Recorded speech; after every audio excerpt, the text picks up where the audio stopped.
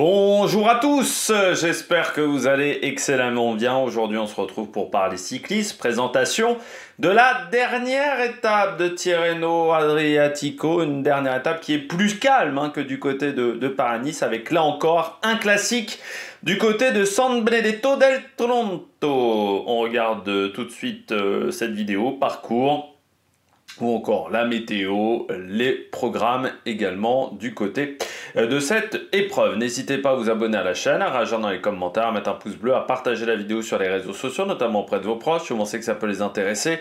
Dans les commentaires, n'hésitez pas à me dire qui vous a plu, qui vous allez suivre, qui sont vos favoris pour cette journée, quelle est votre grosse cote.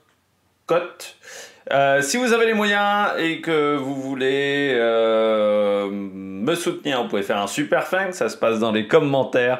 Vous pouvez également mettre un pouce bleu et puis cliquer rapidement sur les notifications, sur les miniatures dès que les vidéos sont mises en ligne sur YouTube. On va y arriver, on va se réveiller un petit peu. Avec donc une journée pour les sprinteurs normalement sur ce Tirreno Adriatico, un classique du côté de San Benedetto del Tronto ces dernières années. Parce que c'est vrai qu'à une époque on finissait par un contre-la-montre à Tirreno, mais ça c'est quand Tirreno se finissait un mardi. Depuis que Tirreno se finit un dimanche, eh bien, on a plutôt un parcours, un petit circuit qui était en fait avant le circuit du contre-la-montre quasiment, et avec une journée assez calme du côté des leaders. Normalement, il ne devrait pas y avoir trop de danger, à part si vraiment on a des écarts extrêmement resserrés, mais bon. La côte est trop loin de l'arrivée, elle n'est pas suffisamment difficile pour faire des différences, donc à part tenter un coup sur le circuit final avec des bordures, et encore il faudrait quand même que le vent soit suffisamment fort, ça risque de pas faire d'être difficile de faire la différence. Faire attention, finale le long de la mer, c'est-à-dire qu'on peut avoir un vent qui peut être un peu plus fort que prévu, et surtout on peut avoir des rafales assez importantes, donc il faut toujours faire attention quand on est le long de la mer, parce qu'on peut avoir un vent un petit peu costaud et de côté, et le dernier kilomètre n'est pas simple non plus. Avec une chicane, une sorte de grand rond-point qu'il faut passer, qui est toujours un petit peu technique. Voilà, donc faut pas se rater dans ce dernier kilomètre si on veut jouer le sprint. On regardera ça lors de la présentation du parcours, et c'est super parce que c'est maintenant. Donc on parle de Porto Potenza pour Picena pour le début de journée, pour aller à San Benedetto del Tronto, et vous voyez qu'on arrivera assez vite à San Benedetto del Tronto, quasiment dès la moitié de l'étape. Étape assez courte, 147 km, une seule côte au programme. Le Ripatranzone avec une montée de 8 km 4 à 4,2 de moyenne, une montée donc pas très longue et surtout qui est à quasiment 90 km de l'arrivée au niveau du sommet. On la regarde un petit peu, ce Ripatranzone, donc vous voyez 4,7, pardon, pas 4,2, 4,7. Et il y a quand même quasiment 3 km plats, et ensuite c'est pas non plus des pourcentages énormes, donc à part pour un classement de la montagne, il y a peu d'intérêt à tout donner dans cette montée. Ensuite on finira donc par le circuit autour de San Benedetto del Tronto. On va le voir tout de suite, ce circuit. Donc vous voyez, c'est l'ancien circuit du chrono quasiment. Donc avec pas de difficulté, c'est-à-dire c'est un aller-retour, il y a une chicane ici rapide.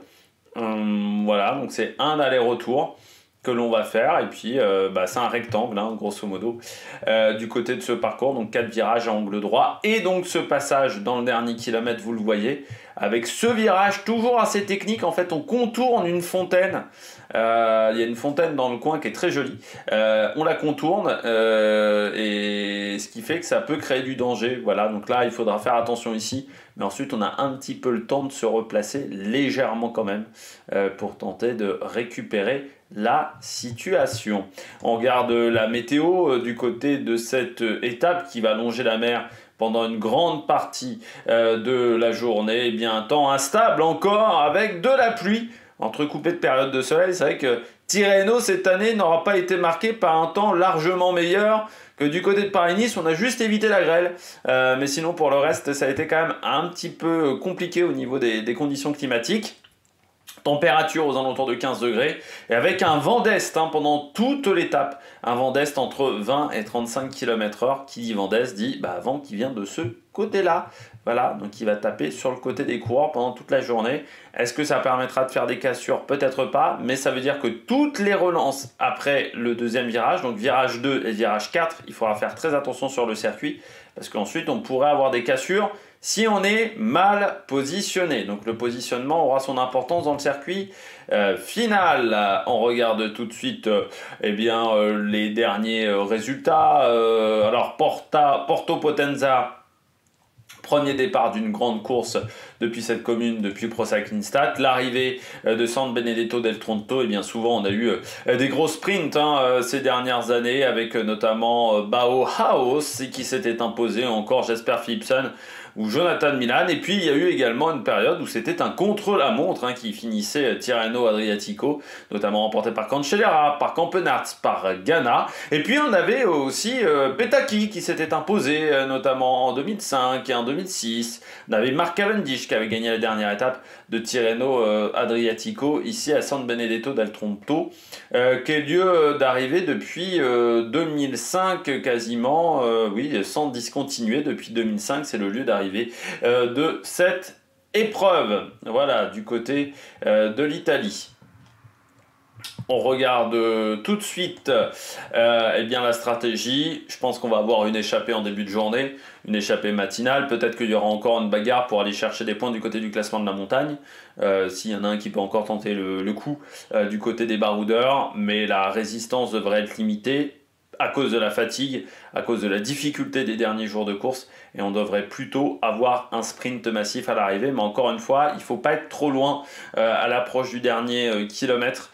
Il faut être plutôt pas trop mal placé parce que ça peut être un petit peu technique sur la fin, donc faire attention du côté de cette journée parce qu'on peut se faire avoir du côté de cette étape. Du côté des favoris, je tente quand même Milan. Je tente Milan, même s'il est tombé, même tombé assez lourdement. Allez, je me dis, Jonathan Milan, j'espère qu'il a retrouvé des couleurs, voilà. Donc je tente le coup. Je vais tenter également Zillard, qui fait un très bon début de saison, le coureur de la Tudor. Donc c'est vrai qu'il est plutôt en bonne condition en ce moment, et il pourrait faire également des bonnes choses. Sam Bennett, il connaît l'arrivée, il l'a déjà faite.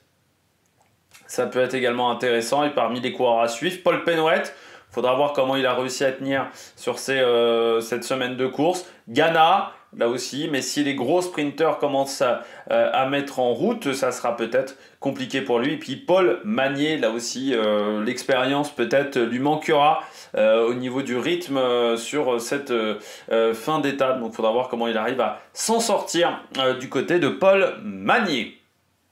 Programme télé, comme la veille, à l'inverse de la veille, voilà, Tirreno, ça sera 13h, 15h, voilà, donc on retrouve les horaires qu'on a eu pendant toute la semaine, sauf samedi où les horaires étaient un petit peu différents. Max Eurosport 2, comme d'habitude. Allez, n'hésitez pas à vous abonner à la chaîne, à réagir dans les commentaires, à mettre un pouce bleu, et puis nous on se retrouve pour de nouvelles aventures sur Amérique Production. Ciao, ciao!